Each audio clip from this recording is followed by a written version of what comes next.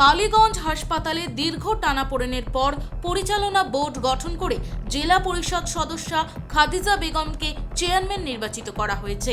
বৃহস্পতিবার হাসপাতাল কক্ষে অনুষ্ঠিত সভায় সমাজসেবী মেহবুবুর রহমান জসুমিয়া সভাপতিত্ব করেন। ইনচার্জ চিকিৎসক ডক্টর পারুল আহমেদ সরকারের নির্দেশিকা পাঠ করে কমিটি গঠনের প্রস্তাব দেন। উপস্থিত সদস্যদের সম্মতিতে খাদিজা বেগম চেয়ারম্যান নির্বাচিত হন এবং পূর্ণাঙ্গ পরিচালনা কমিটি গঠন করা হয়। সভায় ভূমিদাতা শঙ্কর ভট্টাচার্য, অবসরপ্রাপ্ত শিক্ষক আব্দুল আহাদ চৌধুরী, আইনজীবী তুতিউর রহমান, বিভাস বর্ধন সহ বিশিষ্ট ব্যক্তিরা উপস্থিত ছিলেন। পরে সাংবাদিক বৈঠকে জেলা পরিষদ সদস্যের প্রতিনিধি রিজু আহমেদ তালুকদার জানান, নতুন কমিটি হাসপাতালের উন্নয়ন ও দুর্নীতিমুক্ত পরিবেশ নিশ্চিত করতে কাজ করবে। আপনারা সবাই ছিলেন যে কালীগঞ্জ হাসপাতালের জন আরোগ্য সমিতি গঠিত হয়েছে। এখানের স্থানীয় জেলা পরিষদ সদস্য খাদিজা বেগম আজকে এখানে চেয়ারম্যানের দায়িত্ব নিয়েছেন। আপনারা নিশ্চয় অবগত যে এই হসপিটাল নিয়ে খাদিজা বেগম হসপিটালের চেয়ারম্যানশিপ পেতে অ্যাজ পার গাইডলাইন উনি এখানের চেয়ারম্যান ছিলেন, কিন্তু ওনাকে রেখে অন্য কাউকে অন্য কোথার থেকে এখানে এনে চেয়ারম্যান করা হয়েছে।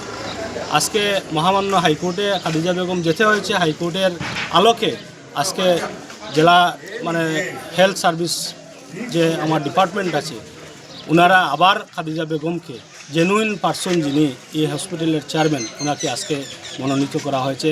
আজকে প্রথম মিটিং হয়েছে এবং সমগ্র এরিয়া খাবার করে একটি কমিটিও গঠিত হয়েছে এবং ইয়থ এনার্জেটিক ছেলেদেরকে নিয়ে এবং সিভিল সোসাইটির যারা বয়স্ক মানুষ এদেরকে নিয়ে আজকে একটি কমিটি গঠন করা হয়েছে।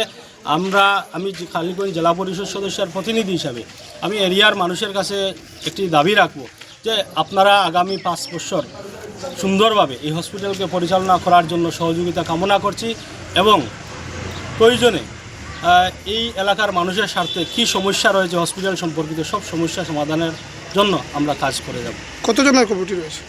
আজকে ওই কতজন বলা যাবে না, 19 জনের ভিতরে হবে কমিটি। সেটা গাইডলাইনের মতে হয়েছে কমিটি, পুরো গাইডলাইন মেনে আজকের কমিটি গঠিত হয়েছে। যেটা একটা নির্দিষ্ট গাইডলাইন রয়েছে, সব গাইডলাইনে আমাদের কমিটির কি থাকবে, এক্স অফিসিও মেম্বার অনেক থাকে, সেই গাইডলাইন মতে আজকের কমিটি করা হয়েছে। আগে কি সরকারি জনস্বার্থ সম্পর্কিত কোনো প্রতিষ্ঠান নিয়ে রাজনীতি করা একদম পছন্দ করি না। আর রাজনীতি এই সমস্ত বিষয়ে আমি একটু কম পারদর্শী। এই সমস্ত বিষয়গুলো আমার কাছে একটু কঠিন ঠেকে। তো আমি বলবো যে কালীগঞ্জ হাসপাতালের সমস্যা আছে, এই সমস্যাগুলো সমাধান করবে নতুন কমিটি গঠন হয়েছে। কমিটি নির্দিষ্ট সিদ্ধান্ত গ্রহণ করবে। আর আমি চাই উন্নয়ন, আমি চাই পরিষেবা। এই মিশন এবং ভিশন নিয়ে নতুন কমিটি এগিয়ে যাক। আমিও তাদের সঙ্গে সহযোদ্ধা হিসাবে সমান গতিতে। Already the joint director has submitted report for the honorable court, and court become positive. But what court will pass the order, we do not say, because the matter is the pending matter.